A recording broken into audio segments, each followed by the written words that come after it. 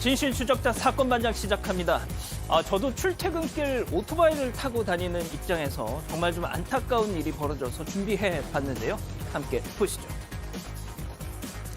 자, 지난 1일 밤 서울의 한 유흥가입니다. 한 남성 인도에 주차된 한 스쿠터에 저렇게 걸터 앉아서 담배를 피우는데, 자, 잠시 후에요. 몸을 막 움직이고 있는데요. 차, 꽝, 꿍 넘어진 스쿠터.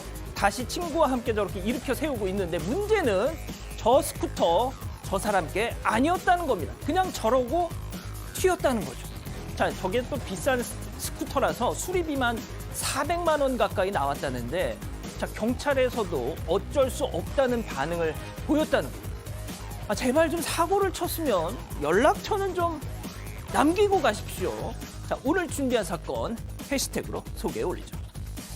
자, 턱스크 이거 좀 제대로 써달라라는 커피숍 점원의 요청에 이 커피 세례로 응답한 남성이 있었습니다. 마음 같아서는 정말 이거 얼굴 공개하고 싶습니다. 자, 빌라에 사는 한 20대 여성, 집에서 이 대패 삼겹살을 굽고 있었습니다. 잠시 후 띵동 문을 열었더니 이웃 주민이었습니다. 자, 그 주민 왈, 딱 봐도 월세 사는 것 같은데 냄새나게 어디서 고기를 구워? 라고 했다는 거죠. 자, 이웃집의 이 비밀번호를 누르고 몰래 들어간 이 50대 남성, 값비싼 귀금속을 들고 나왔을까요? 아니요. 자, 그의 목적은 용변을 보는 거였습니다.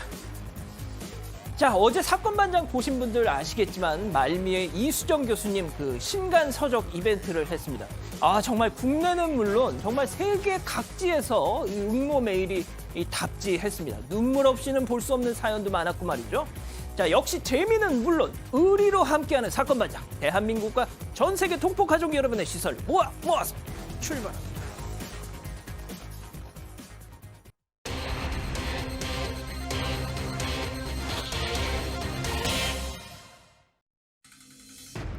대구의 한 카페에서 손님이 마스크를 써달라는 점원 쪽을 향해 커피를 던졌습니다. 한 이웃이 빌라에서 고기를 구워 먹는 게 불법이라며 경찰에 신고했다는 사연이 알려졌습니다. 오늘의 주요 사건을 알아봅니다.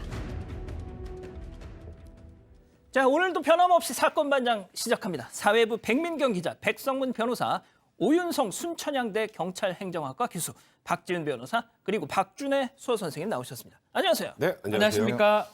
지난주에 우리 이 오윤성 교수님 안 나오셔가지고 제가 엄청 욕먹었습니다. 왜 오 교수 잘랐냐고 막 이러면서 다시는 사건 반장 안 본다고 막. 자른 거 아니고 지금 나오셨잖아요. 그죠? 예, 됐습니다. 자, 그리고 지금 막 들어온 지금 이 사건 반장이 진짜 정치 얘기 정말 안 하려고 하는데요. 이거는 조금 급한 소식이어서 속보를 좀 전해드리겠습니다. 자, 이 아들 퇴직금 50억 논란에 휩싸였었던 무소속 곽상도 의원, 조금 전 국회 본회의에서 이 의원직 사직안 통과가 됐습니다. 찬성 194표, 반대 41표 해서 본회의에서 지금 막 통과가 됐다는 그런 속보가 들어왔습니다. 자, 이 정도로 하고요. 제가 말이죠. 어제 우리 사반 가족 이미환님이라는 분께서 저한테 메일을 하나 보내주셨는데, 제가 이거는 우리 박지은 변호사님께 한번 여쭤볼게요. 네. 좀 억울한 일이 있으셨던 모양이에요. 지난 토요일 새벽 2시에 띵동 하는 소리가 들려서 또 우리 신랑이 술 먹고 또 비밀번호를 까먹었구나 해가지고 나가야지 했는데 2층 침대에서 그만 발을 헛디디셔가지고 굴르셨다는 거예요. 그래서 이 팔이 골절이 나고 뭐 그런 상태에서 그냥 엉금엉금 기어서 현관문까지 가서 겨우 문을 딱 열었는데 위층 사는 주민이 술 취해가지고 번호를 잘못 눌러가지고 우리 집이 아니네요, 죄송합니다 하고 가버렸다는 겁니다. 네. 그런데 병원에 가서 했더니 팔 골절 병원비만 320만 원이 나왔다고. 아유. 예. 그래서 오죽하셨으면 사건 반장에 제보 메일까지 보내셨겠습니까? 네. 그래서 위층 주민은 정말 책임이 없는 거냐 이런 질문을 주셨어요. 일단은 뭐 형사적인 책임은 없다고 봐야 되고 실수거든요. 고의, 뭐 주거 침입 이런 게 다 고의 범위여야 되고, 또 상해나 과실치상이 되려면 그 인지하거나 이렇게 책임이 좀 있어야 되는데, 아마 띠똥띠똥 누르면서 사람이 다칠 거라고는 아무도 예상하기 좀 어렵습니다. 그래서 형사 책임도 어렵고 민사 책임의 가능성을 따져봐야 되는데 고의 과실로 손해를 발생시켰을 때 불법 행위에 의한 손해배상 청구가 가능한데 사실은 인식이 돼야 됩니다. 띠띠띠띠 잘못 눌렀을 때 누가 떨어질 거라고 예견하기는 쉽지 않고요. 대부분 떨어졌을 때 본인 과실이 더 크다고 봅니다. 그렇기 때문에 만약에 손해배상이 된다 하더라도 상당히 과실상계가 돼서 본인한테 책임이 좀 더 많아 보이는 그런 상황입니다. 안타깝습니다. 예, 정말 뭐 안타깝다는 말씀밖에는 뭐 안타깝지만 정말 드릴 말씀이 없네요. 알겠습니다. 뭐 참고가 되셨으면 좋겠고요. 오늘 사건 먼저 체크 포인트 짚어봅니다. 쓰든 말든 뭔 상관? 진짜 이거 대구에서 벌어진 일입니다. 네, 대구의 한 카페에서 일어난 일입니다. 한 중년 남성 두 사람이 커피를 주문을 했고 그중 한 사람이 마스크를 끼고 있지 않아서 이 카페 점원 마스크를 좀 써주십사 얘기를 했던 것 같습니다. 그런데 여기다 대고 내 마스크를 왜 써야 되느냐, 네가 무슨 상관이냐 이렇게 말하고 커피를 주문하지 않고 일단 떠났습니다. 자, 지금 지금 영상이 나가고 있는데요. 진짜 이거 사연을 다 들어보시면 정말 황당합니다. 자, 이번 일과 관련해서 당시 상황 카페 점원분 얘기 통해서 직접 들어보시죠. 마스크는 쓰셔야 된다 이렇게 얘기를 했죠. 무슨 마스크를 쓰든 말든 무슨 상관이냐 이렇게 말씀하시더라고요. 혹시 사진 찍으셨어요? 이렇게 물어보니까 자기는 안 찍었다 이렇게 하길래 그냥 넘어갔는데 CCTV 보니까 이제 진짜 찍혀 있더라고요. 백 변호사님, 네. 사진은 왜 찍은 걸까요? 전 이 행동 자체가 너무 이해가 되지 않는데 이제 마스크를 쓰든 말든 뭔 상관이야 그러고 이제 커피 주문 안 하고 나갔다가 다시 와가지고 가게 사진을 찍는 것 같은 그 영상도 같이 있더라고요. 그러니까 사진 찍으셨죠? 그래서 사진 안 찍었는데 계속 이제 얘기를 하는데 저분이 CCTV 확인해 보니까 이제 사진 찍는 모습까지 다 담겨 있었다고 하는데 근데 이게 과연 법적으로 문제가 되느냐? 그러니까 우리가 누군가를 몰래 촬영을 했을 때 법적으로 처벌받는 경우는 성폭력범죄 처벌하는 특례법에 카메라 등 이용 촬영죄라고 해서 지금 찍고 있어요. 상대방의 성적 수치심을 유발할 만한 상황에서 촬영을 한 경우에 이제 형사처벌이 되고 저거는 굳이 말하면 이 점원을 찍었다면 초상권 침해 정도 문제가 되는데 초상권 침해는 처벌 규정은 따로 없습니다. 그렇군요. 그러니까 뭔가 굉장히 이해할 수 없는 부적절한 행동인데 저 사진을 찍어서 무엇을 하려고 했는지 저희가 지금 의도는지 모르는 상황이지만 예. 굉장히 부적절한 행동을 했지만 저것만 가지고 형사처벌의 대상이 되기는 좀 어렵습니다. 교수님, 저 남성이 말이죠. 일단 한번 항의를 하고 갔어요. 그때도 찍었었고. 자, 그런데 다시 돌아와서도 또 촬영을 했습니다. 이게 뭘까요, 도대체? 통상 이제 그 사람들이요, 자신에게 누가 간섭을 할 때 그 간섭을 하는 사람이 그야말로 합법적인 주체, 예를 들어서 뭐 경찰이 법에 의해서 못하게 한다든가 그럼 꼼짝 못해요. 못하죠. 근데 이제 그 바로 이 종업원에 대해서는 나이도 어리고 또 사실 보통 일반적으로 사람들이 뭐 마스크를 안 쓰고 실수를 할 수가 있는데 그때 마스크 써주세요 그러면 미안하다고 쓰면 당연하죠. 끝나는 거잖아요. 그럼요. 근데 이제 그때 자기가 봤겠죠. 뭐 네가 지금 종업원인데 감히 나한테 그런 간섭을 해? 즉 다시 말해서 뭔가 내면적으로 분노가 생기고 만만하게 봤다는 거죠. 그냥 갔었으면 되는데 20분 뒤에 왔기 때문에 저희 사건 반장이 지금 올라온 거 아니겠습니까? 예. 그래서 지금 이제 자, 이번에 던졌습니다. 와가지고 예. 네 마스크를 턱에 걸치고 와가지고 또 다시 마스크를 좀 써주세요라고 하니까 저걸 갑자기 커피를 갖다가 그 세상에. 가게 안으로 집어 던지고 갔다라고 하는 건데요.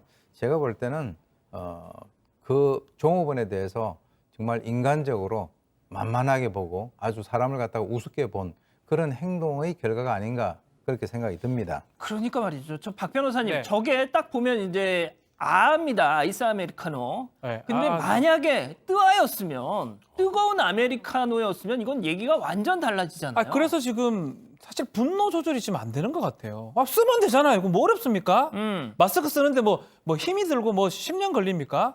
마스크 다들 다 갖고 있고 모든 사람이 지금 다 그렇게 하고 있는데 어쨌든 간에 분노가 조절이 안 돼서 옆에 있던 물을 던졌는데 뭐 지금 하는 말로 아이스 아메리카노가 아닌 만약 뜨거운 아메리카노였다면 사실 이 비슷한 사건도 있었어요. 호떡집 사건이 있었는데 예, 맞습니다. 큰 사고가 일어날 수가 있는 상황이었던 거예요. 어쨌든 간에 이 카페 점원 같은 경우는 상당히 수치스럽고 상당히 무서웠던 것 같아요. 그러다 보니까 울면서 청소했다라고 얘기합니다. 아이고. 무서웠고 또 창문으로 앞으로 누가 뭘 던지지 모를 맞아요. 거니까 트라우마 혼자서 생긴 일을 못하는 트라우마가 생긴 겁니다. 왜냐하면 저런 경우는 없거든요. 없는데 저런 걸 당했기 때문에 앞으로도 혹시나 무슨 잘못 무슨 일이 생기면 누가 던질까 봐 두려워할 수밖에 없다라는 맞아요. 겁니다. 맞습니다.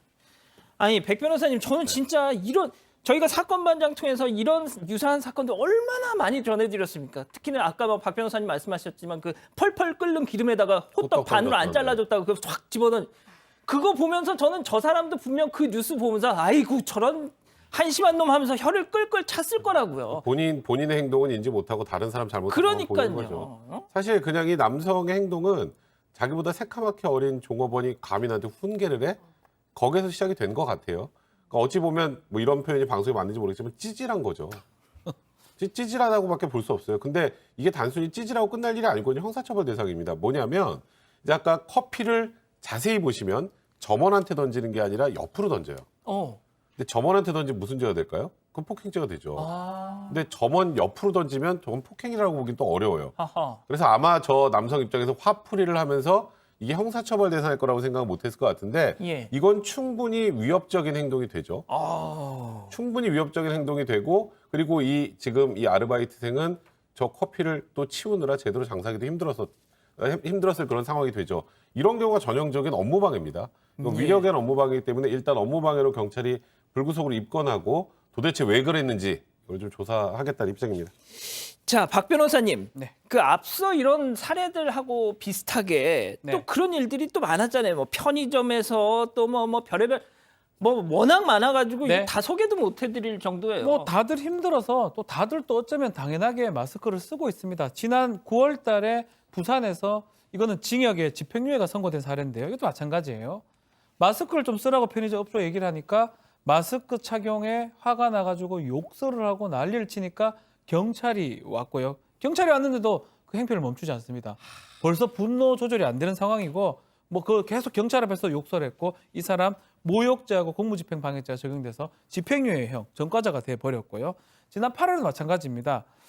주점에 갔다가 마스크를 써라는 말 듣고 아이고. 주인한테 욕설하면서 지금 의자 같은 거 던지고 손님 쫓아내고 이 사람도 경찰이 왔는데 경찰이 뺨을 후려치고 뭐 했던 업무방해죄, 공무집행 방해죄 성립해서 이것도 집행유예 선고됐던 사례가 있거든요. 예. 사실은 마스크 뭐 불편할 수도 있지만 다들 익숙하잖아요. 아, 그럼요. 근데 이걸 갖고 이 다른 엉뚱한 업주라든지 점주한테 행패를 부리려 하면 이것도 범죄가 될 수 있다라고 말씀드려야 될 것 같습니다. 자, 이 사진 한번 보십시오. 이게 뭐냐면 네. 턱스크를 쓰고 왔길래 아유, 저 손님 죄송한데 좀 제대로 써주세요 했더니 그래 하면서 눈을 가렸다는 거예요. 이 조롱하는 거죠. 그러니까 이거 위로 스크라는 써달라고 올리는 하니까. 거. 마스크를 이제 턱에 있던 걸 좀 위로 써달라 좀 하니까 보세요. 이렇게 하다가 갑자기 좀 더 위로 해서 이럴 때 이렇게 하고서 눈으로 안대같이 안대가 된 안대가 겁니다. 저거는 조롱이죠. 그렇죠. 그걸 마스크를 입에 하라는 거지 눈에 하라는 겁니까? 어때? 그건 그러니까 안 되죠. 예. 아니 전 안 돼요, 그죠? 안대는 안 돼. 아유 참나. 참 죄송합니다. 아이 박 변호사님 또 아이 진짜. 개그라고. 이거 제가 마스크 제가 가져왔는데요. 아이, 쓰면 돼요. 언제든지 지금 방송하다가도 문제되면 쓰면 됩니다. 이게 뭐 어렵습니까? 이게 100년 걸립니까? 뭐 근육에 막 힘이 많이 듭니까? 이게 뭡니까 이게? 죄송합니다. 예. 너무 어이없었어요. 그러면. 아 예. 아 저는 박 변호사님 정말 존경합니다. 예. 저희가 부탁하지 않아도 예. 이렇게 출연료 드리는 만큼 그 이상을 맨날 보여주시기 때문에 자, 첫 번째 사건 이렇게 정리하고요. 두 번째 사건 체크포인트 짚어보죠. 아, 지금 이거 난립니다, 지금. 이 월세집에서 고기 구우면 불법이다. 야, 이거 자, 백 기자가 좀 소개를 해 주시죠. 네, 온라인 커뮤니티에서 정말 화제가 됐던 건인데요. 집에서 고기 구워 먹다가 경찰까지 왔다. 이런 제목으로 게시글이 올라왔습니다. 한 20대 여성이 최근 TV를 보다가 대패 삼겹살을 너무 맛있게 먹는 방송을 봐서 사다가 점심시간에 열심히 구워 먹었다고 합니다. 그런데 갑자기 띵동 주민이 방문했습니다. 옆 옆집 사람이었다고 하는데요. 갑자기 와서 낮부터 고기를 구워 먹느냐며 여성에게 냄새는 어떻게 할 건데? 라고 따졌다고 합니다. 아, 박 변호사님. 아, 그러니까 이게 지금 뭐 밖에서 정말 옆 이웃집 현관문 앞에서 뭐 약 올리듯이 저걸 저렇게 구워 먹었다? 그러면 오케이. 아니 그런데 자기 집에서 지금 먹은 거 TV 보면서 지금 먹는 거 아니에요, 지금? 뭐 고기를 먹든 회를 먹든 뭐를 먹든 뭔 상관이 있을까 이렇게 생각이 드는데 조금 놀라운 좀 장면들이 또 연출이 됩니다. 일단은 왜 대낮부터 고기를 구워 먹느냐라고 이 40, 50대 이웃 여성 같아요. 그렇게 얘기를 하면서 냄새 얘기를 뭐 할 수는 있을 것 같아요. 그러니까 이제 또 여성 입장에서는 내 집에서 고기 구워 먹는 것도 안 되냐? 예. 뭐 말이 되냐? 죄가 되냐라고 하니까 갑자기 이런 얘기를 합니다. 상식이 있으면 고작 원룸이나 투룸 살면서 집에서 고기는 안 구워 먹는다. 나는 전세지만 아가씨는 딱 봐도 월세인데 남의 집에서 고기를 구워 먹으면 되느냐?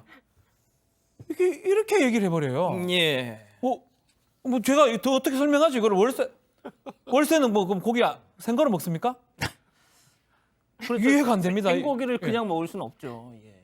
아니 그런데 이게 자 저렇게 뭐 정말 이 피해 여성분도 황당해가지고 막 이렇게 해서 약이 올라서 5기로 다시 한번 먹었다는 거 아닙니까 저녁에? 근데 뭐 사실 뭐 약이 올라서 5기로 그걸 떠나서 이제 생각해보니까 너무 짜증이 나는데 이제 그래서 짜증 나죠. 친구를 불러서 삼겹살하고 소고기 거서 먹자. 그러니까 저거 앞서 그 상황은 점심에 있었던 네, 그리고 이제 상황이고 6시쯤에 이제 같은 날 다시 저녁. 삼겹살과 소고기를 굽습니다.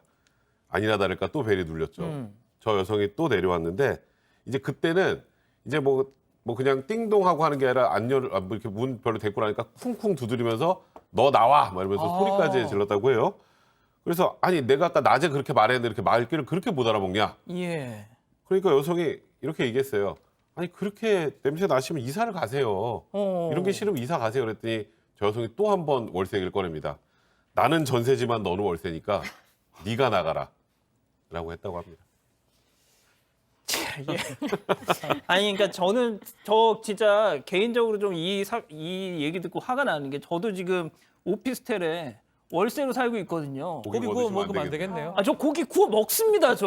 고기 생거로 드세요. 환풍기 틀어놓고 먹거든요, 구워서 불판에다가. 그래서 야 옆방에 사는 사람들이 혹시 저랬을까라는 생각이 좀 들긴 했는데 교수님, 저는 뭐 제일 황당했던 게 전세 월세 얘기하면서 넌 딱 봐도 월세야 뭐 이런 얘기를 한다는 게 차라리 그냥 냄새가 나니까 좀 주의해 주세요라고 얘기했으면 오케이. 그런 접근 방법이 훨씬 합리적이죠. 예. 네. 근데 이제 실제 우리나라에서 다 그렇지는 않지만 통상 저 집 잘 사는 집이다라고 한다면 그게 기준이 뭘까요? 내 집. 돈이잖아요. 예. 저 집 잘 사는 집이다. 저 집 부자다. 이제 이런 식이죠. 그러니까 이제 그 가치 기준을 어디다 두느냐라고 하는 것이 굉장히 중요한 건데 우리 이런 얘기 있지 않습니까? 방빼. 예. 방빼라는 얘기가 있지 않습니까? 그거는 이제 보면 이제 주인이 이제 와가지고 뭐 전세 사는 사람, 또 월세 사는 사람.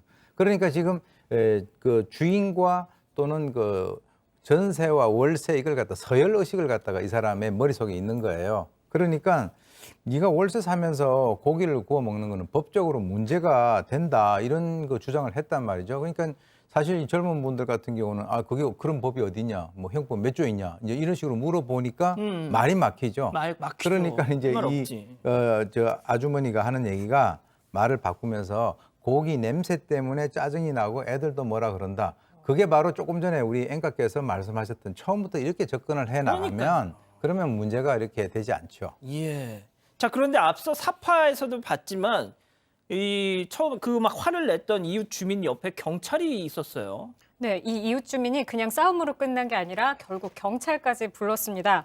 경찰이 찾아왔겠죠. 그런데 여기다가 일장 연설을 합니다. 빌라에서 고기를 구워 먹으면 안 되는 게 암묵적 룰이고 지켜야 할 선인데 라고 주장을 하니까 경찰이 상당히 황당했던 것 같습니다.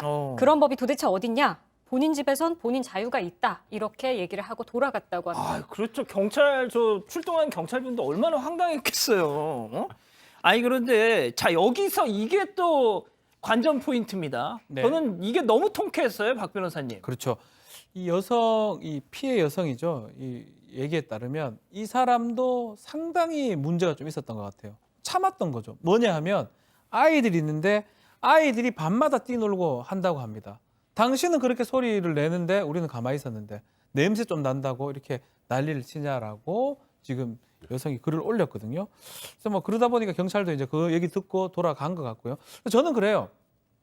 고기 냄새 나면 좋은 거 아닌가요? 제가 이상한가요? 그냥 하는 말로 고기 냄새 나면 저도 식욕도 돌 수 있고 밥을 먹었으면 또 뭐 기분 좋을 수 있는 제가 이상한 건가요?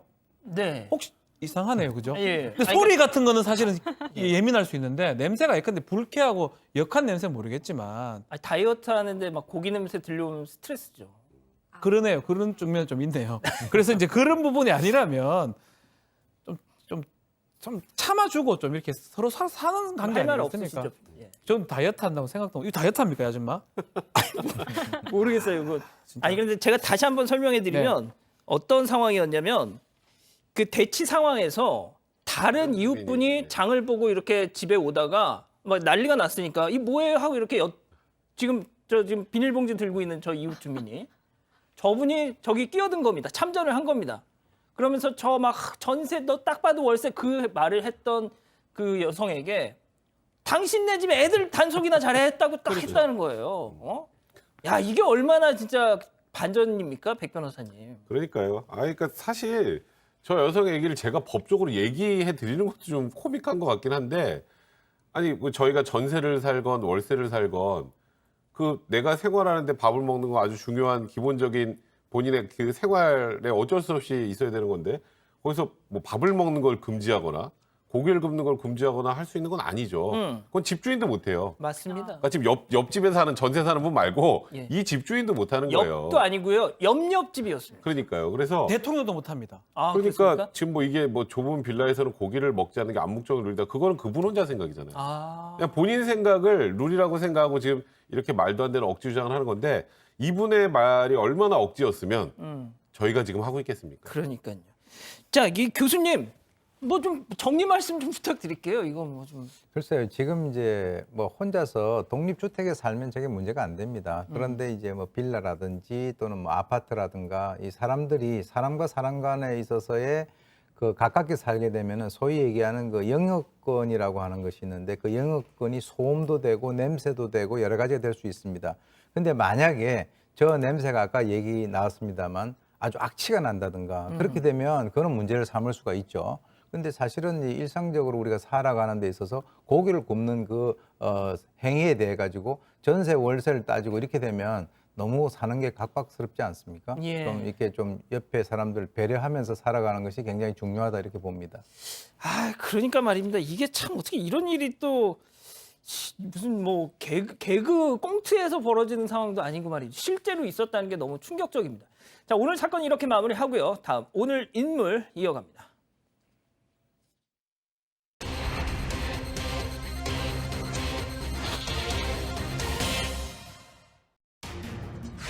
가수 겸 배우 박유천이 소속사 분쟁으로 연예 활동 중단 위기에 놓였습니다. 50대 남성이 이웃집 비밀번호를 알아낸 뒤 집안으로 무단 침입한 혐의로 법정에 섰습니다. 오늘의 주요 인물을 알아봅니다. 자, 지금 우리 가족 여러분들 아우 저녁에 삼겹살 먹어야지 막 지금 그러고 계시네요. 자, 오늘 인물 체크포인트 짚어보죠. 박유천 활동 적신호입니다. 자, 마약 파문 이후 은퇴 의사를 밝혔다가 번복했던 가수 겸 배우 박유천 씨가 이번에는 아예 연예 활동이 중단될 위기에 있다는데 이게 무슨 소리죠? 네, 원래 박유천 씨는 리시엘로라는 소속사에 있었다고 합니다. 이후에 현재 소속사인 예스페라가 작년 1월부터 오는 2024년까지 전속 매니지먼트 권리를 양도받았다고 하는데요. 박 씨가 전 소속사랑 사이가 안 좋아지면서 현 소속사와도 의견 충돌이 있었다고 합니다. 결국 박 씨가 현 소속사에 전속 계약 해지를 통보했고 이 이후에 다른 회사랑 일본 팬미팅 같은 활동을 진행하면서 이중 계약 논란이 시작됐습니다. 자, 그러니까 뭐 정리하자면 이중 계약 논란이다 뭐 이런 얘기인 것 같은데 박유천 씨도 뭐 할 말이 있겠죠? 이제 그 당시 당연히 이게 논란이 됐죠. 왜냐하면 기존 소속사가 있는 상황에서 또 다른 소속사가 계약을 해서 이제 일본 팬미팅 활동 같은 거 진행하려고 했으니까 그러니까 이게 문제가 되니까 아니다. 그건 이중 계약이 아니고 원래 소속사와는 계약이 적법하게 해지가 됐다. 그러니까 정상금을 제대로 지급하지 않아서 그것 때문에 해지 통보를 했으니 여기랑 완전히 끝이 났고 이 지금 나의 활동은 이 계약 이중 계약과는 전혀 무관하다. 이렇게 입장을 밝혀왔었습니다. 자, 그래서 그 옛 소속사가 지난 8월에 박유천 씨를 상대로 활동 금지 가처분 소송을 냈다는데 네. 이 법원 판단은 어떻게 나왔습니까? 일단은 뭐 본안 소송하기 전에 계속적으로 활동을 하기 때문에 임시적으로 활동을 못하게 해달라라는 소송입니다. 그래서 본안 판결이 확정될 때까지 이 소속 박유천이 이 에스페라라는 이 기획사를 통해서 연예 활동을 통하지 않고 연예 활동을 해서는 안 된다라는 방송 출연 또 연예 활동 금지 가처분을 했는데 이게 인용이 됐는데요. 이 법원 입장에서는 박유천이 얘기하고 있는 소속사의 정상금 미지급 등 요 전속 계약 요 해지 사유는 없다라고 지금 밝힌 상황입니다. 자, 그럼 박유천 씨, 진짜 박유천 씨 하면은 뭐 백 변호사님이 아시겠지만 이 동방신기 그 멤버 중에서 가장 또 인기가 많았던 또 멤버 뭐 연예 가수였고, 참 뭐 배우로도 왕성한 활동을 했었는데, 참 뭐 다들 아시다시피 그 마약 그 파문이 있었고, 그럼 이제 뭐 영영 방송 활동을 못 하게 된.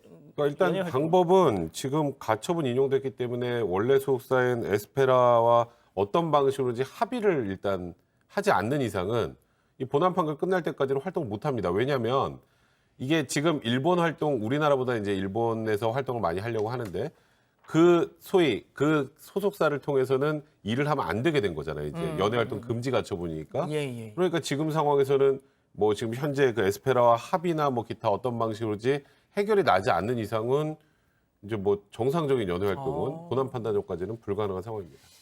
자, 그런데 오 교수님 박유천 씨 혹시 아시나요? 네, 알고 있습니다. 미키 유천을 그렇습니다. 합니다. 미키 유천은 아십니까? 그 사람이 박유천입니다. 예. 미키 유천도 아세요? 어려운 질문 자꾸 하지 마시죠. 그렇습니다. 아니 그런데 이제 박유천 씨가 저는 이제 너무 이제 대중의 신뢰를 한순간에 이렇게 딱 깨버렸던 결정적인 것이 마약 복용 이 의혹이 나왔을 때 기자회견 자기는 막 이랬잖아요. 그렇습니다. 제가 이제 그 이 박유천 씨를 잘 아는 거는 그 마약 사건 그런 것 때문에 이제 제가 알게 됐는데 사실 이제 그 소속사와 계약 분쟁으로 한 것이 이분이 이제 처음이 아니고 두 번째입니다. 그래서 잘 아시지만 SM 그 인터테인먼트 소속으로 해가지고 데뷔해가지고 동방신기로 이제 활동을 했는데 2009년도 7월에 이 박유천 씨가 소속사를 상대로 해서 전속계약 효력 정지 가처분을 제기했습니다. 그래서 한 3년 동안 이 법적 공방으로 지루하게 끌었다가 결국은 이제 합의에 성공해가지고 자유의 몸이 됐고 다시 이제 CJS 엔터테인먼트에 그 안착을 했는데 뭐 별로 결과는 좋지 않았죠. 아까 말씀하신 대로 마약 투약 혐의로 집행유예를 선고를 받았습니다. 그래서 이 CJS 엔터테인먼트는 이 박유천 씨에 대해 가지고 계약 종료를 하겠다.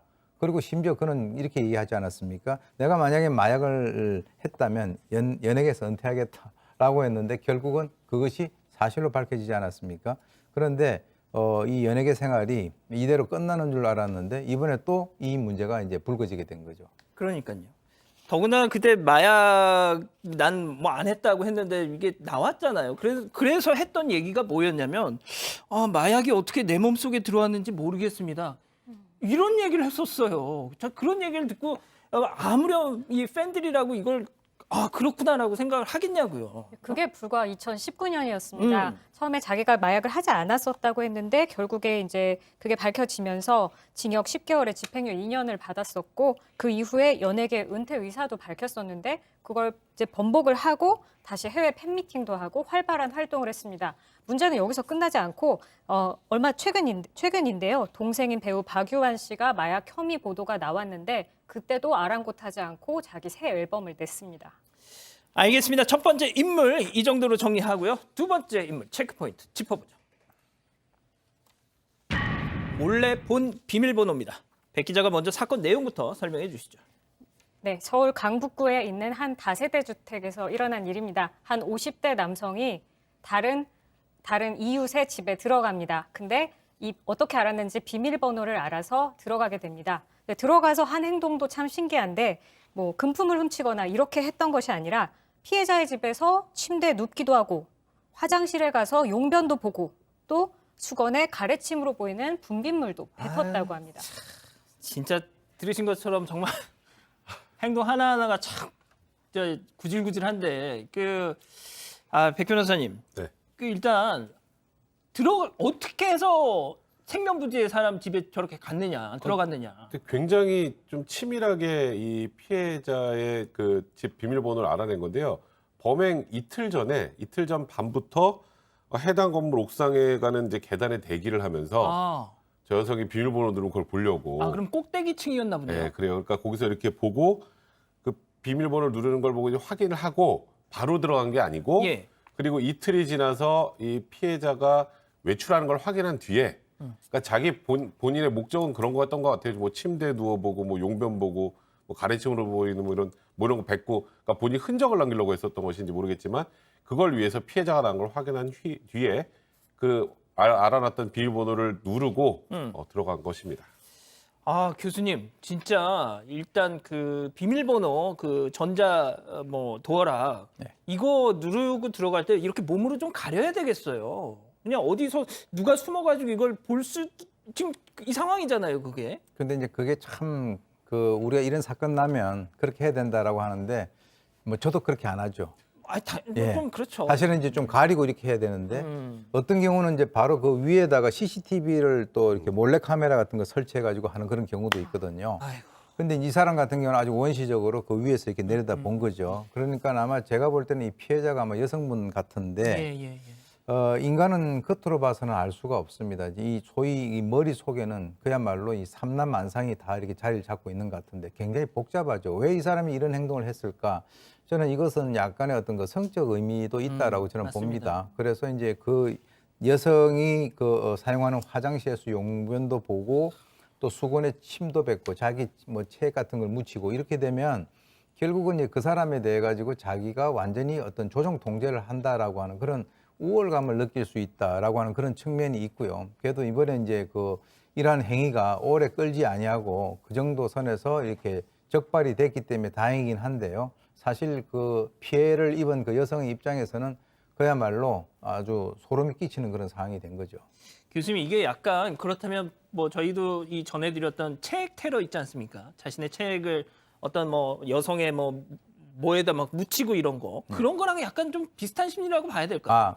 그 맥락이 같아요. 어. 지난번에 저희 그 사건 반장에서 다루지 않았습니까? 그런 그 체액을 묻힌다든지 뭐 지금 여기에는 뭐 침을 묻힌 것으로만 나와 있는데 실제로 지난번에 얘기했었던 어떤 체액을 갖다 묻히고 뿌리고 하는 그런 것들 그것은 정상적인 상황에서는 그러한 행동을 할 수가 없거든요.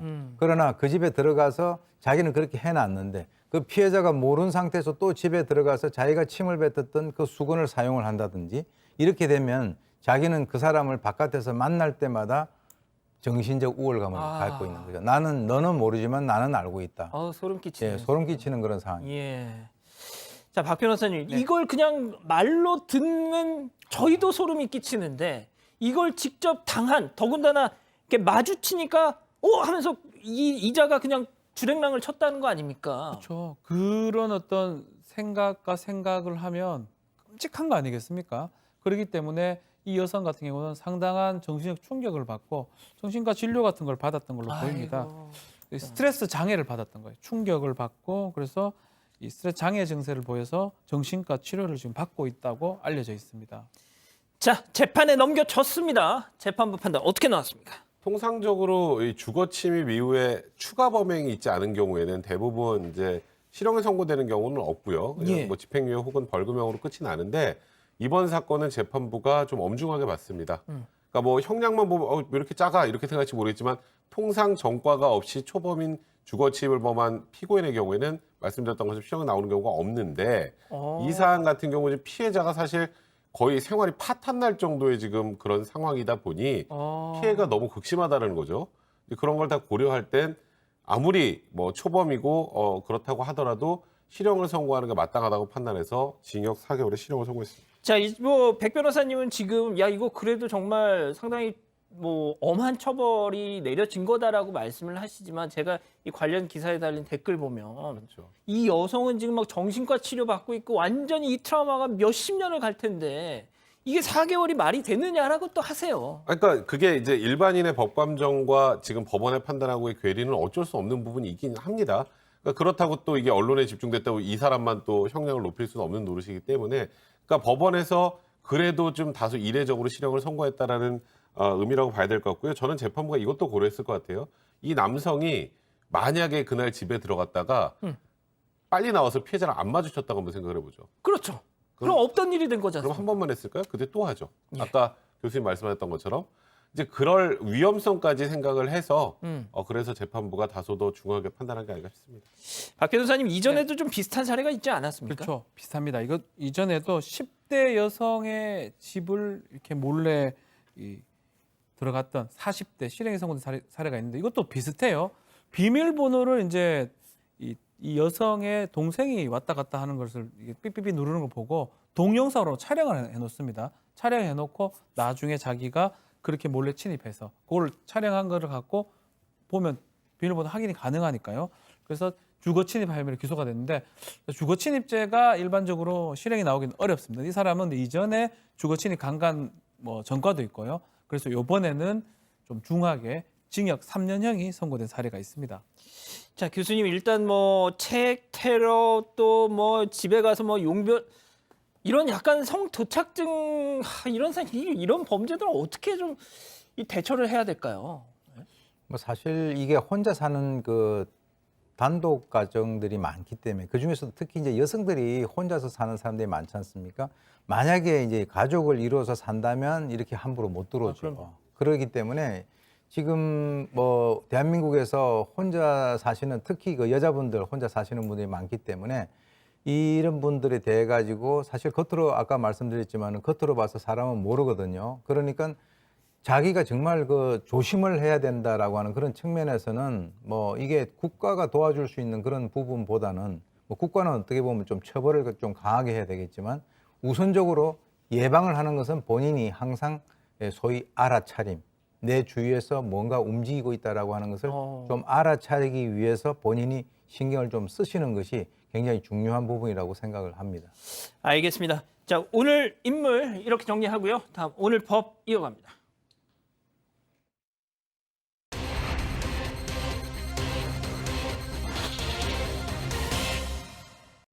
전 여자친구 집에 불을 질러 2명을 숨지게 한 20대 남성이 중형을 선고받았습니다. 아버지에게 성폭행 당한 딸이 27년이 지난 후에 제기한 위자료 청구 소송에서 승소했습니다. 오늘의 주요 판결을 정리합니다.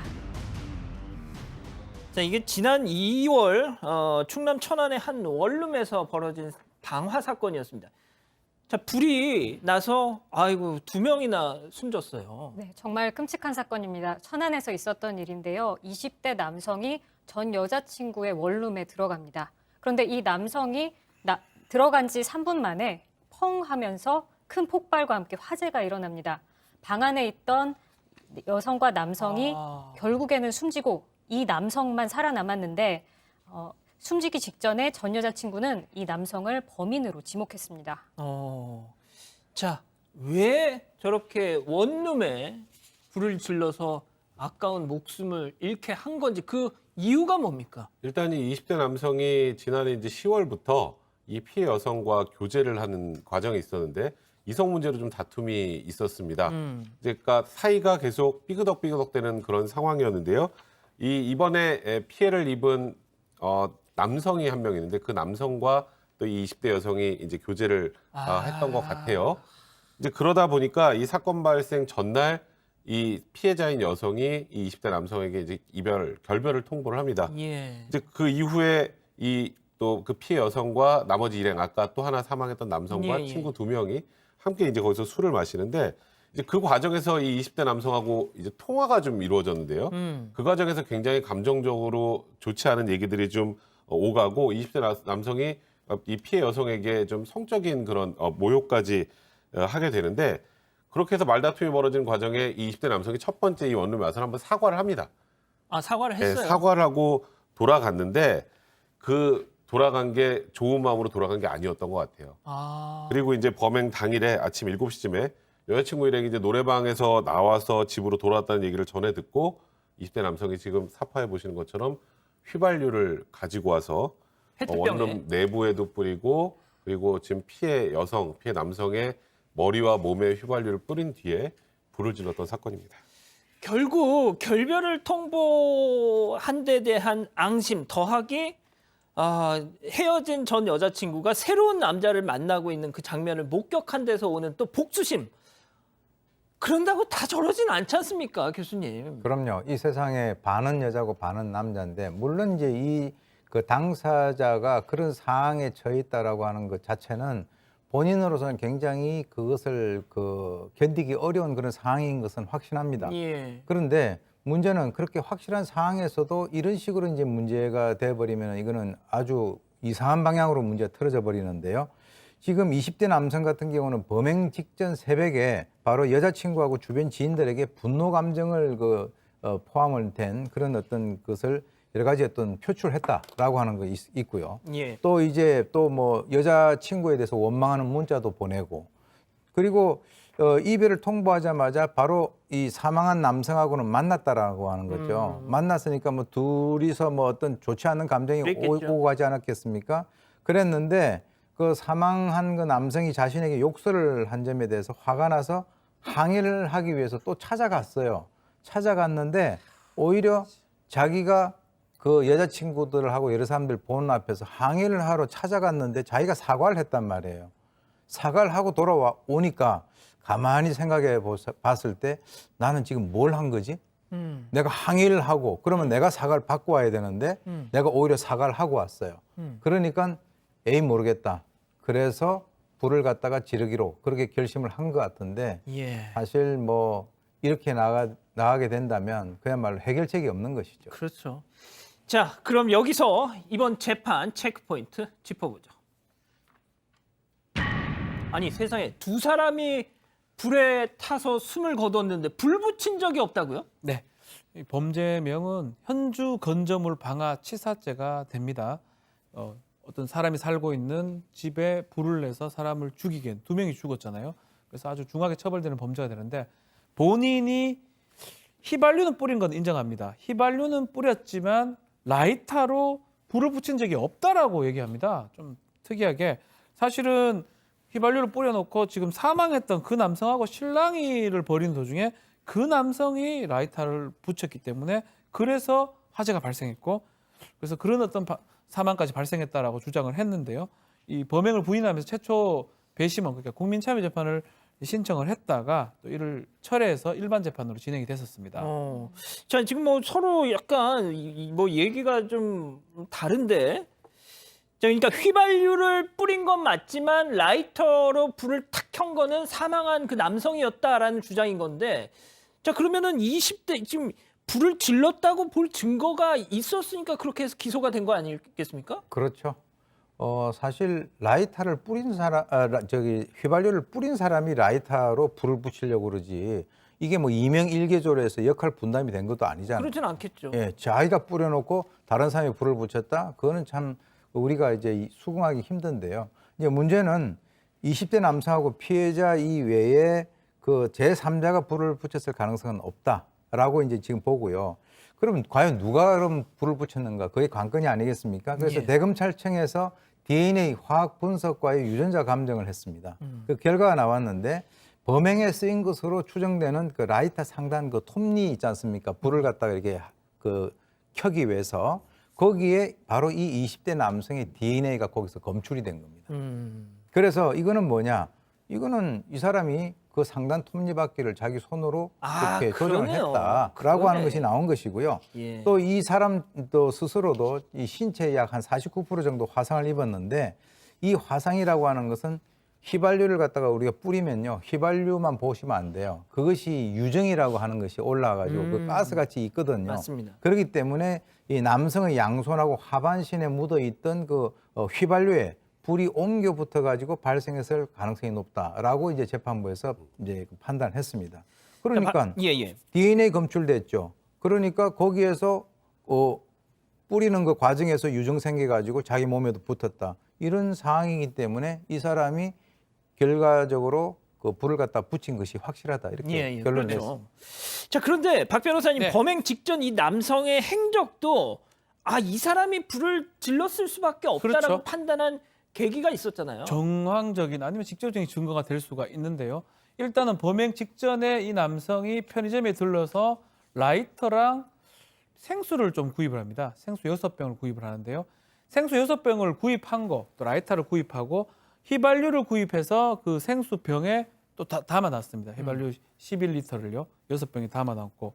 근데 이제 아주 중요한 증거 중에 하나가 예. 이 사람이 범행 전에 휘발유하고 경유하고 불이 붙는 속도라든지 이런 것들을 검색했던 걸 찾아냅니다. 만약에 이 사람이 그냥 겁만 줄 생각이었으면 그렇죠, 그렇죠. 그게 어느 게 더 잘 붙는지를 확인할 이유는 없는 이유가 거거든요. 없죠. 그래서 사실은 경유보다는 휘발유가 더 잘 붙는다는 걸 확인한 다음에 이렇게 했을 것이다라고 재판부는 파악한 것입니다. 아, 그렇군요. 자, 백 변호사님, 네. 제가 이제 수습 기자 시절 때 그 국과수 부검 참관을 이렇게 간 적이 있거든요. 보통 기자들 많이 그렇게 하는데 그게 벌써 16년 전인데 마침 또 제가 가서 이 부검 참관을 할 때 그 고인의 시신이 불에 타서 이렇게 돌아가신 분의 시신이었어요. 아, 근데 진짜 너무 충격적이었어요. 그렇죠. 진짜 뭐 죄송한 말씀이지만 사람의 형상이 아니었습니다. 그래서 그래서 제가 이 사건을 접하고 나서 정말 이 사람이 정말 용서가 안 되는 것이 두 사람이 그렇게 불에 타서 숨졌는데 내가 한 게 아니다. 휘발유는 뿌렸지만 불은 지르지 않았다. 아, 저는 진짜 용서가 안 됩니다, 이게. 그러니까 재판부도 납득할 수 없는 변명으로 일관하고 있다 이렇게 표현을 씁니다. 아니 휘발유를 뿌린 사람이 저기 라이터를 안 들고 휘발유 맞은 사람이 갑자기 불을 켜서 사망했다는 건 그건 말도 안 되는 소리잖아요. 그러니까 지금 뭐 여러 증거로도 다 입증이 되는 것처럼 또 유족들까지 엄벌을 탄원하고 있기 때문에 이 남성의 뭐 처벌은 뭐 당연하다라고 판단을 하면서 이 불도 굉장히 커서 추가 피해가 우려될 만큼 화재 규모도 컸었고요. 그리고 이게 저희가 너무 끔찍해서 제도 나오지 않았지만 몸에다 휘발유를 뿌리고 불을 붙인 거기 때문에 굉장히 심하게 아, 그럼요. 결과가 많이 그랬단 말이죠. 예. 이제 그런 걸 다 감안해서 유죄 판단하면서 징역 30년을 선고했는데 저는 사실 이건 검찰도 항소했습니다. 이 피고인도 항소를 했고요. 피고인은 자기는 불을 안 붙였다니까 항소를 했겠죠. 징역 30년 선고 과연 타당한가라는 생각이 좀 들더라고요. 제 생각이 두 그겁니다. 명이 사망을 한 어? 상황이고 이렇게 끔찍하게 그 두 사람을 이렇게 살해하고 그리고 전혀 반성도 하지 않고 있는 상황인데 과연 이 징역 30년이라는 숫자가 타당한가? 지금 말씀하신 것처럼 백 변호사님 반성도 안 하고 합의 노력도 안 했는데 지금 징역 30년이에요. 두 그렇죠. 사람의 목숨을 빼앗았는데 자 그렇다면 이렇게 생각해 볼 수 있잖아요. 만약에 이 사람이 정말 반성문도 막 쓰고 합의 노력도 하고 그랬다면 두 사람을 저렇게 해놓고도 그럼 30년이 줄어들 수도 있었던 거 아닙니까? 그러니까 지금 징역 30년 선고되는 지금 말씀하셨던 것처럼 본인이 어떻게든 합의하려는 시도까지 하거나 반성하는 모습을 보였다면 형량이 더 떨어질 수 있었겠죠. 근데 이 사람 두 명의 목숨의 결과가 징역 30년이라는 건 저는 좀 납득하기 좀 어렵습니다. 알겠습니다. 첫 번째 재판 이렇게 마무리하고요. 두 번째 법 체크포인트 짚어보죠. 27년간의 고통입니다. 이거 참 또 한숨부터 나오는 사건입니다. 27년 전에 당한 이 성폭력으로 고통받고 있던 이 30대 여성의 재판 내용인데요. 먼저 백 기자가 설명 좀 해주시죠.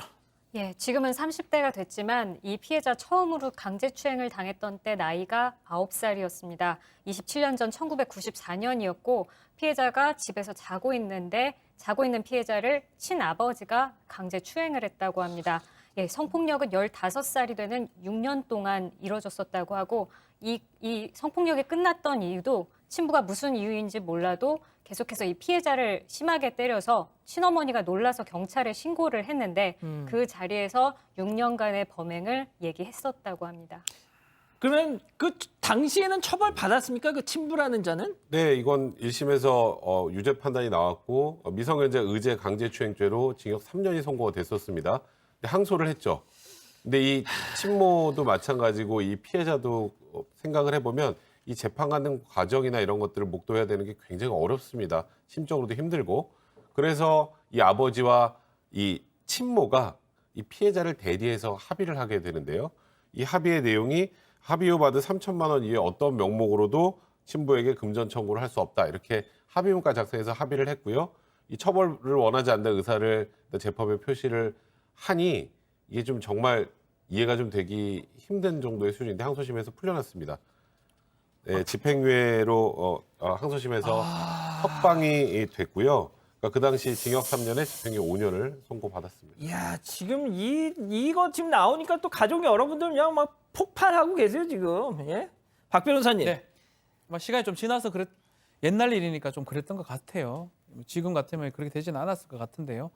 근데 이제 문제가 이 피해자가 뭐 다들 예상한 것처럼 그렇게 잘 살 수가 없었습니다. 이런 이 친부한테 이런 일을 당하고 나서 이렇게 잘 살기가 쉽지가 않거든요.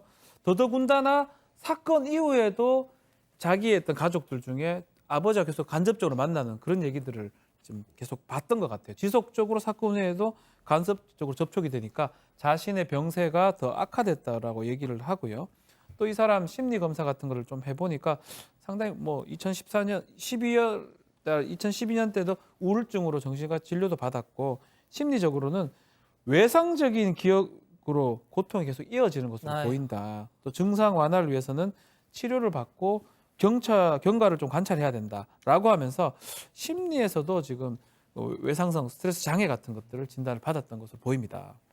자, 백 기자. 네. 이 외상 후 스트레스 장애 진단을 받았다고 지금 박 변호사님 말씀을 하셨는데 그래서 다시 아버지를 상대로 다시 소송을 제기했다는 거죠? 네, 27년이 지나서 피해자는 결국 친부를 상대로 1억 원의 손해배상금을 청구하는 소송을 제기했습니다. 과거 합의 때는 사실 미성년자였기 때문에 자기가 합의한 것도 아니거니와 상상하지도 못한 후발적 정신적 손해를 들었습니다. 이 피해자는 지금도 악몽을 꾸는 등 심각한 트라우마를 갖고 있다고 호소했습니다. 자, 그 아버지란 자도 뭐 다시 소송을 당하니까 뭐 할 말은 있었겠죠?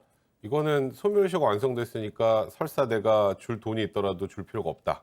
그러니까 우리가 소멸시효라고 표현을 하죠. 예. 그러니까 일단은 과거에 이 일을 당했을 당시를 생각해 보면 그건 지금 1997년 부근에 있었던 일이니까 이미 한참 시간이 지났고 그리고 재판 과정에서 합의를 했을 때는 미성년자여서 그 어머니가 대리해서 합의를 했죠. 예. 그래서 그럼 성년이 될 때부터는 본인이 다시 한번 이 부분에 대해서 확인할 수 있었으니 성인이 됐다는 걸 전제로 하고 그때부터 해도 이미 3년이 다 지났다. 그럼 시효가 다 지났으면은 사실 원래 돌려받지 못하거든요. 불법행위한 소멸시효가. 그러니까 뭐 이걸 내가 받아들이고 받아들이지 않고 간에 떠나서 시효가 완성돼서 나는 돈을 줄 수 없다 이렇게 주장을 했던 겁니다. 야, 진짜 박 변호사님. 네. 박 변호사님도 따님 키우시잖아요. 저게 할 소리입니까 지금? 저게? 그럼에도 이제 소멸시효라는 법리가 있기 때문에 이 안날로부터 3년 이내에 청구하지 않으면 소멸할 수밖에 없는 상황에서 이제 법원은 이제 이것을 판단을 해야 됩니다. 뭐 아버지 주장을 하기 때문에 그래서 일반적으로 봤을 때는 이 안날로부터 3년이면 지나는데 재판부 조금 달리 봅니다. 성범죄이기 때문에 당시 일부 증상이나 이런 걸 이걸 기준으로 뭐 성인이 됐기 때문에 그때부터 안날로 보기는 어렵다.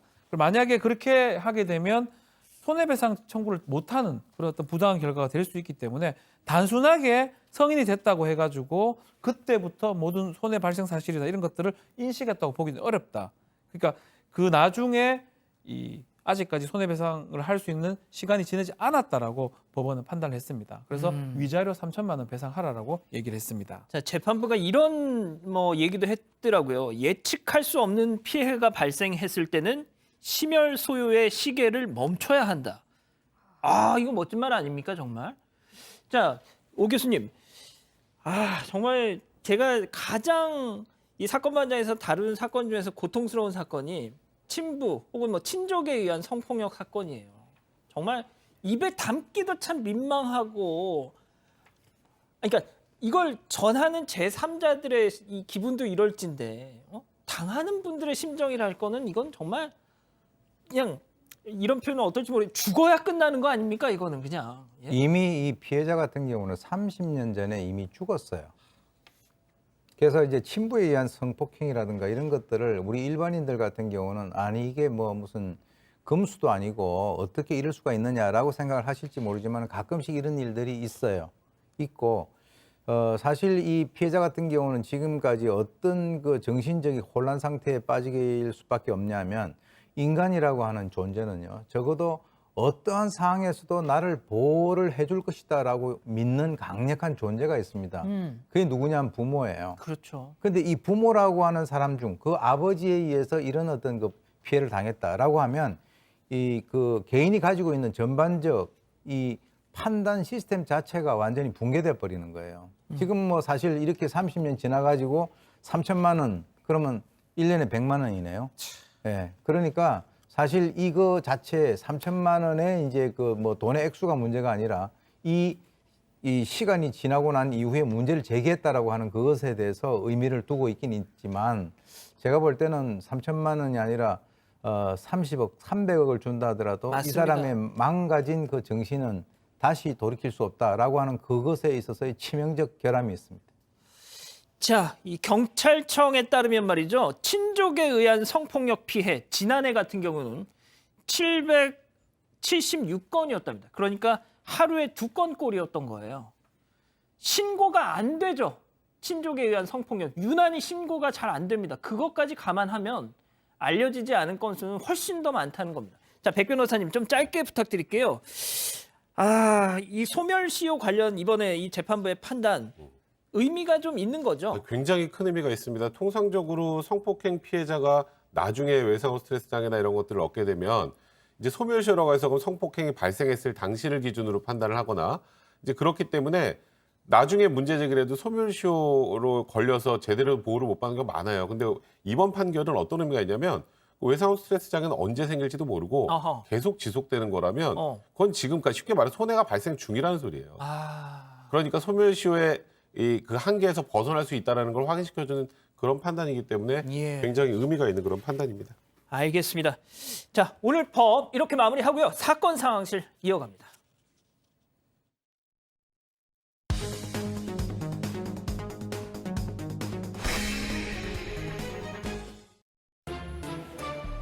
지금 이 시간 사건 상황실에 올라온 화제의 뉴스입니다. 주행 중인 차량에 일부러 부딪힌 뒤 보험금을 타는 50대 남성이 붙잡혔습니다. 좁은 골목길을 천천히 달리는 택시. 갑자기 도로를 지나가던 남성이 택시를 향해서 손을 내밀더니 몸을 부딪히는데요. 도로에 앉아있던 남성, 기사가 차에서 내려 다가오자 다리를 절뚝거리며 일어납니다. 또 다른 골목길에서도 지나가는 차량에 몸을 던지는데요. 이 남성, 부산 일대에서 자동차에 팔을 내밀거나 차량 바퀴에 발을 넣는 수법으로 보험금을 받아냈습니다. 이렇게 챙긴 돈 370여만 원입니다. 경찰은 2015년부터 올해까지 20차례에 걸쳐서 고의로 교통사고를 낸 이 남성을 구속했습니다. 후진하던 트럭이 초등학생을 치는 사고가 발생했습니다. 인도 쪽에 멈춰있던 트럭이 후진을 합니다. 횡단보도 앞에 서 있던 아이와 충돌하는데요. 바닥을 기어서 후진하는 트럭을 간신히 피했습니다. 다행히 재빨리 피한 덕분에 심각한 부상은 없었는데 지난 9일 안성시 한 어린이 보호구역에서 발생한 사고입니다. 아이의 가족은 아이가 차량 소리를 듣지 못했고 트럭의 후미등도 들어오지 않은 상태였다고 주장했습니다. 트럭 운전기사는 초등학생에게 명함 한 장만 주고 현장을 떠났는데요. 뒤늦게 사고 소식을 들은 아이의 부모는 트럭 기사를 경찰에 신고했습니다. 와, 정말 저 백 기자 좀 상황 좀 설명해 주세요. 네, 영상이 정말 아찔한데요. 이게 안성에 있는 한 초등학교 앞에서 일어난 일입니다. 트럭이 후진을 하다가 횡단보도 앞에 서 있던 초등학생을 쾅하고 치고 그다음에 아이가 기어가지고 나가는데 그런데도 멈추지 않고 계속 후진을 합니다. 넘어지고 지금 계속 넘어집니다. 네, 우산을 보고 있었다고 하더라고요. 아이가 지금 기어가지고 막 기어서 나오고 있고 또 저 바퀴에 다행히도 깔리지는 않았는데 그래서 너무 놀란 행인이 우산을 쓰고 뛰어오는 모습도 볼 수 있고 그다음에 그제서야 트럭 운전사가 내리는데 명함만 한 장 딸랑 주고 갔다고 합니다. 만약에 정말 더 어리고 그냥 저 상황 자체에 놀라서 몸이 굳어서 그냥 가만히 있었다라면 정말 끔찍한 사고가 날 뻔했는데 자, 지금 백 기자가 소개한 것처럼 백 변호사님 네. 명함은 주고 그냥 뭐 명함은 주고 갔으니까 뺑소니는 아닌 건가요? 근데 많이 오해를 하시더라고요. 그냥 내 연락처까지 줬는데 내가 무슨 뺑소니냐. 근데 그런 경우에도 뺑소니가 되는 경우가 꽤 많습니다. 그러니까 저 교통사고가 난 다음에 후속 조치를 다 하지 않고 명함만 주고 현장을 떠나면 뺑소니가 된다고 인정한 법원의 판례들도 꽤 많이 있습니다. 그러니까 예를 들어서 이번 사고 지금 이 남성은 아이가 별로 안 다쳐 보여서 혹시 나중에 안 좋으면 연락해라고 명함 줬으니까 난 뺑소니가 아니라고 하지만 만약에 그게 되려면 현장에서 부모님과 통화를 한다거나 맞다. 뭔가 후속 조치를 다 하고 그리고 현장을 이탈해야 되는데 괜찮아? 그리고 그냥 가버린 거 아니겠습니까? 아. 그렇다면 이건 충분히 뺑소니가 될 수 있는 그런 상황인 겁니다. 자, 백 변호사님 말씀을 다시 한번 정리를 하자면 명함만 주는 거는 안 되고 그 해당 학생의 부모님하고 통화를 해서 하는 것이 가장 뭐 그렇습니다. 무리 없는 그런 후속 조치다 이렇게 정리를 하겠습니다. 자, 그 서행 차량을 노려서 고의 사고를 일으킨 그 장면 다시 한번 좀 보여주시죠. 박 변호사님, 네, 지금 아, 저거 보면- 너무 발연기예요. 그렇다고 뭐 진짜 연기했다가 크게 다칠 수 있거든요. 예. 서행 차량밖에 안 돼요, 사실은. 그렇죠. 걸어가다가 넘어지고 절주절거리고 실제로는 뭐 안 아플 수도 있지만 박 변호사님, 근데 이걸 뒤에서 보니까 발연기라는 걸 알지. 앞에서 모릅니다. 예, 저 기사님은 깜짝 놀라죠. 예. 사고 났을 거로 생각하죠. 음. 그런 상황이고 이 사실 옛날부터 이런 수법들은 많았어요. 근데 이 사람이 이제 오랫동안 이렇게 하면서 안 걸렸던 이유가 뭐냐면 현장에서 보험금 달라고 해요. 그래서 보험금 주면 현장 합의금 명목을 받으면 그만이고 만약에 보험금 접수한다 그러면 보험에서 전화가 옵니다. 뭐 그때 되면 피해 별로 없다, 안 다쳤다라고 해서 계속 넘어가는 거예요. 무조건 서행 차량은 다가가서 그냥 손 넣어버리고 발 넣어버리고 정말 발 다치진 않아요. 발 싹 빼버리겠죠. 맞습니다. 뭐 그런 식으로 계속 반복했고 그래서 이번에 계속 하다가 결국 이렇게 CCTV에 다 잡히게 된 것입니다. 그렇군요. 구속이 됐습니다. 예. 자, 이 기자 다음 소식 이어서 전해주시죠. 10대 남성 2명이 골목길에 주차된 차에서 돈을 훔쳐갔습니다. 어두운 골목길 두 남성이 주차된 차의 손잡이를 잡아당깁니다. 그러던 중 잠겨있지 않은 승용차 내부를 살피더니 운전석과 조수석을 뒤지기 시작합니다. 지난 6일 새벽 울산의 한 주택가에서 벌어진 차량 털이 모습입니다. 이 모습을 구청의 CCTV 관제사가 보고 경찰에 신고했습니다. 관제사의 신고로 10분 만에 도착한 경찰은 이들 중 한 명을 현장에서 붙잡았고 달아난 한 명은 뒤쫓아 검거했습니다. N번방 운영자 갓갓 문영욱에게 중형이 확정됐습니다. 대법원은 오늘 N번방 최초 개설자 문영욱에게 징역 34년을 확정했습니다. 1, 2심은 반사회적인 범행으로 죄질이 무거워 사회에서 장기간 격리가 필요하다고 봤는데 대법원도 이 필요성을 인정한 겁니다. 문영욱은 2019년부터 갓갓이라는 이름으로 텔레그램 대화방에서 성착취물 영상을 올리고 배포한 혐의를 받습니다. 또 조주빈의 공범 강훈도 징역 15년이 확정됐습니다. 강훈은 조주빈과 공모해 미성년자를 포함한 18명을 협박했고 성착취물을 제작하고 판매 배포한 혐의를 받습니다. 오늘 대법원 판결로 N번방 사태 핵심 인물들의 형량이 모두 확정됐습니다. 지금까지 사건 상황실이었습니다.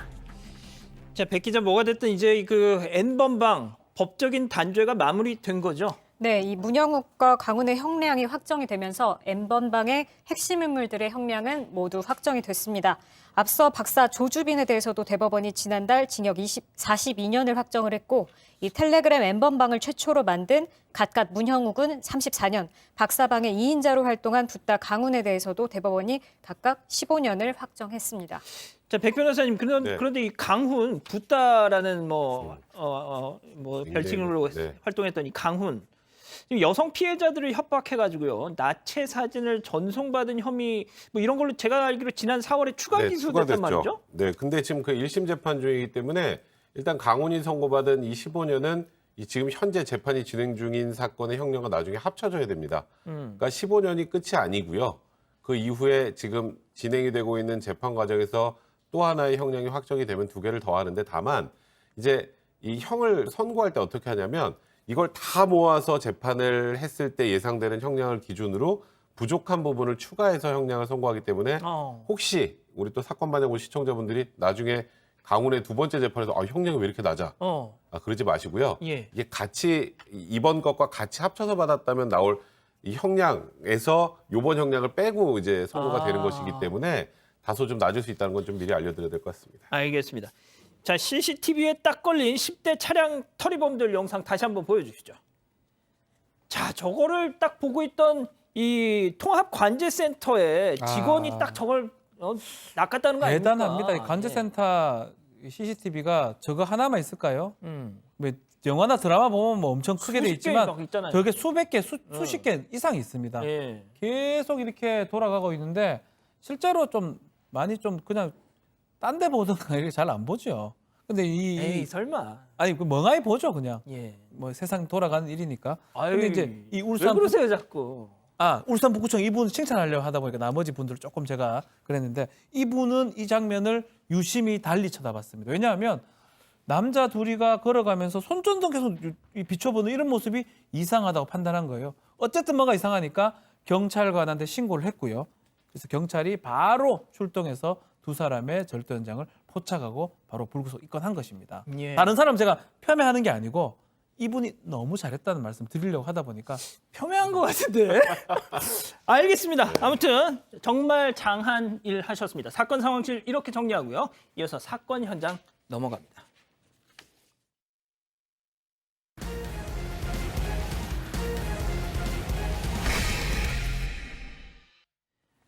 자, 신개념 소통방송 사건 반장. 뭐 오늘 좀 사연은 다른 내용을 좀 전해드릴게요. 어제 이수정 교수님 신간 출간 이벤트 했지 않습니까? 앞서 제가 뭐 말씀드린 대로 정말 메일이 한 500통 정도가 왔습니다. 전 세계 각지에서 뭐 책 받고 싶다고 이렇게 하셨는데, 자, 질문이 이거였죠. 이수정 교수님이 좋아하는 남자 배우가 누굽니까? 딱 이거였는데 제가 분명 송중기 씨 아니라고 말씀드렸는데도 정말 많은 분들이 송중기라고 보내셨습니다. 정답은 배우 김남길 씨죠. 자, 그런데 전용선님, 양S519님, 박재현님은 강남길 씨라고. 한지붕세 가족. 예. 박 변호사님 하실 말씀 아니 있으세요? 강남길 씨 나이가 좀 1958년생이십니다. 그렇습니다. 예. 아무튼 김남길 씨랑 강남길 씨 이름은 같지만 많이 다르시죠. 아무튼 오답을 보내셨고 또 어떤 분들은 최근 오토바이 사고를 당한 최민수 씨라고 보내신 분도 계셨습니다. 자, 뭐가 됐든 아무튼 이런 이벤트를 할 때마다 정말 우리 사건 반장 가족 여러분들이 이런저런 또 사연도 막 적어서 보내시거든요. 아, 진짜 눈물 납니다. 예. 자, 그래서 말인데요. 출연자 뜯어먹는 방송 사건 반장. 아, 근데 제가 딱 보니까 오윤성 교수님만 이벤트를 안 하셨어요. 어떻게 하실 거예요? 그럼 그렇습니까? 네, 예. 저는 했어요. 네. 그렇습니다. 한번 좀 이제 시간적 여유를 주시죠. 한번. 아니, 뭐 거실 거 없습니까? 우리 가족 여러분들께 딱 증정하고 싶은. 뭐 저도 책은 있죠. 내신 책. 예. 무슨 뭐 형사 정책에 뭐 이런 거 아니에요? 교과서. 그게 아니라 예. 그 제가 쓴 책은 뭐 한 2년, 2, 3년 된 것 같은데 범죄는 나를 피해가지 않는다. 왜 그걸 진작에 좀 얘기를 해주시지. 그때 말씀 안 하셨잖아요. 그 몇 권 그러면 거시겠습니까? 보통 뭐 통상적으로 하는 거 한 100권 거시더라고요. 100건이요. 예. 아마 그거 아마 새로 주문해야 될 것 같은데. 그럼 한 10권으로 하시죠. 그렇게 한번. 알겠습니다. 다음에 뭐 따로 얘기하시고요. 자, 오늘 찾아갈 첫 번째 현장 미국으로 가보시죠. 이것도 왠지 좀 네, 미국 텍사스주의 한 인기 멕시코 패스트푸드점입니다. 카운터 앞에 여성과 점원이 보입니다. 여성 손님 뭔가 따지고 있는 것 같습니다. 단단히 화가 난 것 같은데요. 그런데요, 갑자기 이 여성이 점원 아까 얼굴에 그거랑 똑같잖아요, 이거. 똑같습니다. 아까 전에 던진 거랑 똑같은데 수프를 엎어버립니다. 얼굴을 완전히 뒤덮은 상태고 얼굴에 손을 대며 당황한 사이 여성은 옆에 있던 남자와 함께 재빠르게 매장 밖으로 나갑니다. 아니, 무슨 일이 있었던 거예요, 도대체? 네, 현지 경찰에 따르면 수프를 포장해 갔던 여성은 수프가 너무 뜨거워서 뚜껑이 녹는 바람에 그 이물질이 수프에 들어갔다면서 전화로 환불을 요구했었다고 합니다. 점원은 이 전화를 받고서 여성에게 사과한 뒤 환불이나 무료 식사를 제안을 했는데 이 여성이 수프를 들고 다시 패스트푸드점에 나타나 욕설까지 하면서 항의를 한 겁니다. 네, 당시 점원이 욕설을 멈추면 환불해주겠다라고 말을 했는데 이 여성이 화를 참지 못하면서 이 수프를 그대로 점원 얼굴에 들이붓고 말았습니다. 수프를 얼굴에 맞은 점원의 이야기 한번 들어보겠습니다. My first thought was, what just happened? Why is this happening? And I realized I couldn't open my eyes, and I wiped away, and I realized, I was like, wow, she really just, she threw that at me. She really threw that right at me. 아니 근데 뜨거운 스프 용기가 녹았을 정도면 그걸 얼굴에다 던지면 어떡해요? 당시에 실랑이가 꽤 길었는지 수프 자체는 그렇게 뜨겁지 않았다고 합니다. 아까 인터뷰한 모습만 봐도 얼굴이 그렇게 상하지는 않았었는데요. 하지만 뜨겁지는 않았지만 고춧가루 때문에 눈이 아이고. 불타는 것 같았고 코에서 피가 났다고 얘기를 합니다. 얼굴에 묻은 수프를 닦아내고 눈을 떴을 땐 이미 아까 나가는 거 보셨죠? 네, 이미 나갔고 또 다른 점원들이 이 여성을 쫓아갔다고 합니다. 현지 경찰은 이 손님에 대한 형사고발을 진행 중이라고 밝혔습니다. 아니 오 교수님, 저 여성 좀 약간 정신적으로 좀 문제 있는 거 아니에요? 저 정도면? 전 세계 어느 나라도 아까 커피 예, 던진 사람 같이 일당량이 활당이 돼 있는 것 같아요. 저런 행동을 하는 사람들. 그러니까 저건- 뭐 총량의 법칙 이런 거. 네, 그렇죠. 예. 그래서 이제 저런 사람들이 사실은 저렇게 함으로써 자기가 순간적으로는 자신의 어떤 그 기분을 갖다 풀 수 있을는지 모르지만 반드시 끝까지 잡아서 거기에 대한 어떤 대가를 물어야 되는 그런 맞습니다. 상황. 맞습니다. 자, 다음 현장 미국 캘리포니아주로 가시죠. 이거 벌써 무섭습니다, 이거. 네, 오늘 가정집에 설치된 한 CCTV 영상입니다. 캄캄한 밤에 후드티를 입고 얼굴을 가린 두 남성이 집으로 걸어옵니다. 유리문 앞에 서서 뭔가 대화를 하고 있는 모습인데 좀 수상합니다. 저 옷차림 입고 오징어 게임 같은데요, 저거.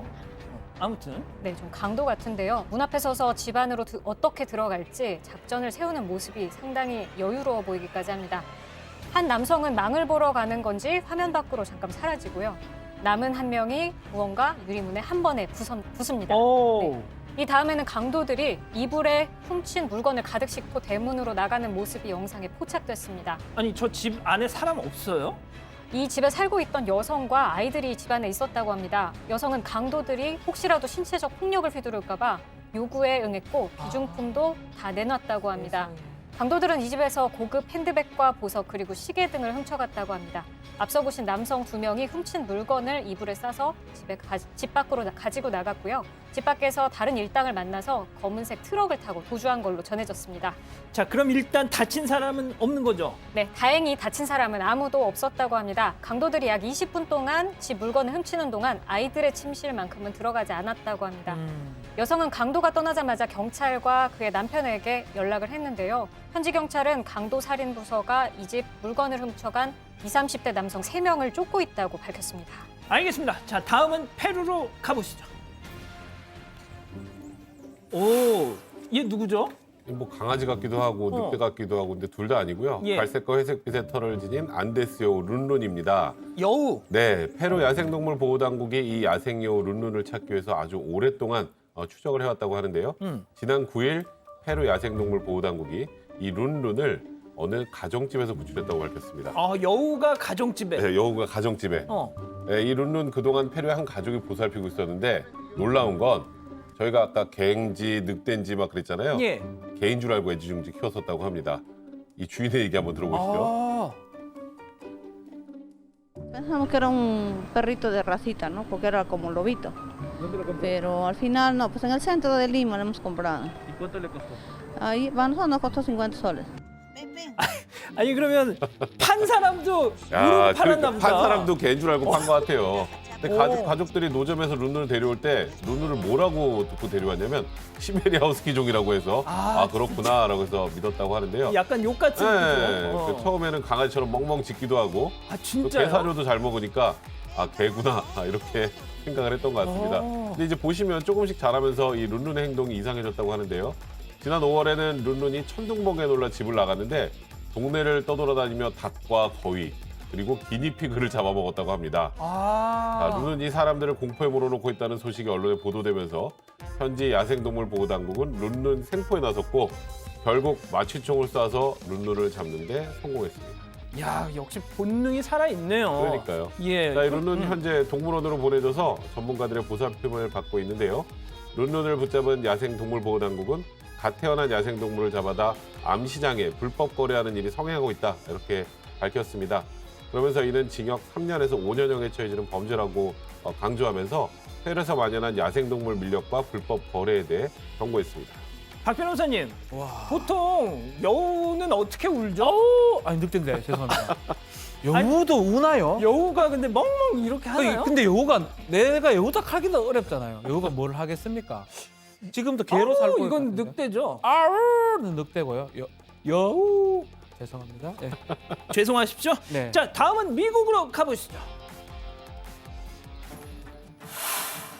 이건 어떤 네, 굉장히 안타까운 사연인데요. 캘리포니아주에 살고 있는 다프나와 알렉산더 카디널 부부입니다. 이 두 사람은 지난 2019년 난임 클리닉을 다니면서 체외 수정 절차를 통해 둘째 아이를 가졌습니다. 10달 뒤에 아주 건강한 딸을 출산을 했는데요. 하지만 그 기쁨은 오래가지 못했습니다. 왜요? 부부가 막 태어난 아이의 생김새를 보고 깜짝 놀랐다고 하는데요. 첫째 딸과 닮은 아이가 아니라 피부색이 어둡고 머리카락이 새까매서 부부와 다른 인종처럼 보였기 때문입니다. 아하. 자, 우리 남편 알렉산더 씨의 이야기 한번 들어보시죠. I had a weird sort of a gut reaction when she was born. It wasn't anything logical. It was just like a instinct. 분명 두 사람 사이에서 태어난 아기일 거 아닙니까? 체외 수정을 한 거니까요. 이 출산한 지 8주가 지났을 무렵에 부부가 DNA 검사를 통해서 아이가 생물학적으로 본인들의 친딸이 아니라는 것을 알게 됐습니다. 놀랍게도 이들 부부가 출산한 아이는 같은 시기에 난임 클리닉을 찾은 다른 부부의 아이였고요. 세상에. 그들의 친딸은 다른 여성이 낳아 기르고 있었던 겁니다. 그러니까 체외 수정에서 정자와 난자는 배아가 자궁에 이식되기 전에 실험실 환경에서 결합되고 또 배양이 되는데요. 난임 클리닉의 실수로 이들의 수정란이 다른 부부의 수정란과 뒤바뀌었던 겁니다.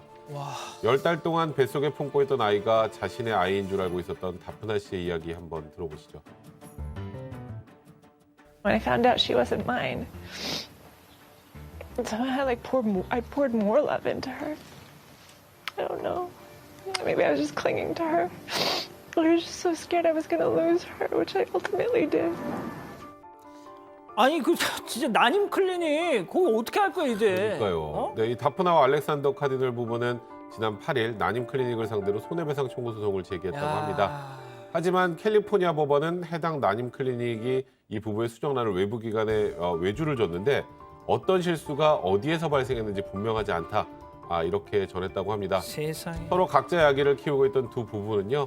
지난 2020년 1월에 합의하에 서로 아기를 교환했습니다. 자, 지금 보시는 저 아이가 진짜 맞습니다. 친자식이라는 맞습니다. 거예요. 다프나 씨는 아기가 바뀌었던 부부와 대가족처럼 지내려고 노력하고 있다. 이렇게 밝히기도 했다고 하네요.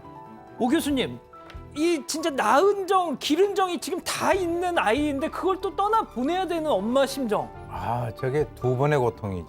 네. 저게 뭐 정말 있을 수 없는 일이고 어떻게 보면은 뭐 이런 거는 있어요. 뭐 병원 같은 데서 뭐 갑상선 이쪽에 수술할 사람을 갖다가 저쪽에 해가지고 위 떼내고 이런 것도 있긴 있는데 저런 건 진짜 제가 처음 보는데 저건 두고 그 부부들에게 어떤 그 고통을 주는 그런 행위인데 저거 보고 우리나라 같은 경우도 정말 저렇게 하지 않도록 조심해야 될 건데 맞습니다. 문제는요. 우리나라는 지금 다 비슷비슷하게 생겼잖아요.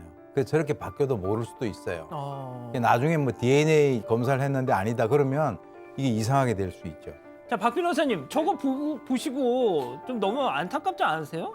손해배상 해줘야 될 것 같아요. 예. 크게요. 어디서? 저 지금 클리닉 거기서 클리닉. 했으니까요. 예. 클리닉. 저런 유사한 사례를 보신 적 있으십니까 혹시? 그냥 드라마나 이런 데서는 봤는데 실제로는 이렇게 특히 체외 수정 이런 건 처음 보는 것 같아요. 야, 근데 지금 어디서 잘못 이게 바뀐 건지를 모르는. 바뀌면 안 되죠. 바뀌면 안 되는 거예요. 예. 또 외주를 줬다고 하니까. 예. 또 외주를 줬다고. 왜 줄 줘요, 그거를? 예. 알겠습니다. 자, 이 정도로 마무리하고요. 잠시 30초간 전하는 말씀 듣고 다시 오겠습니다. 채널 고정 리모컨 돈 터치.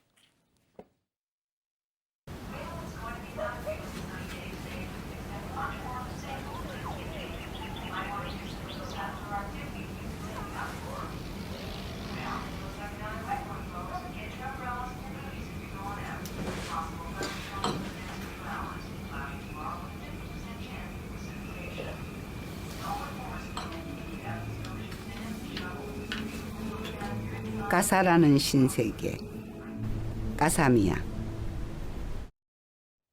자, 오늘 본방에서 준비한 소식은 여기까지입니다. 잠시 후 유튜브 전용 방송 사반 가족회의가 시작됩니다. 솔직히 요즘 좀 재미가 덜하더라 하는 우려들이 좀 들려오는데, 자, 만약에 오늘도 노잼이다. 사반 가족회의 접겠습니다, 진짜. 뭐 반으로 접겠습니다 이런 거 아니고요. 진짜 접겠습니다. 정말이지 오늘 백성문 변호사님과 함께 임전무태의 자세로 임해봅니다. 빨리 넘어와 주십시오. 저희는 먼저 가 있겠습니다. 자, 본방은 내일도 별이 3개 오후 3시에 다시 옵니다. 말도 안 나오네요. 자, 자나깨나 코로나 조심. 안녕히 계십시오.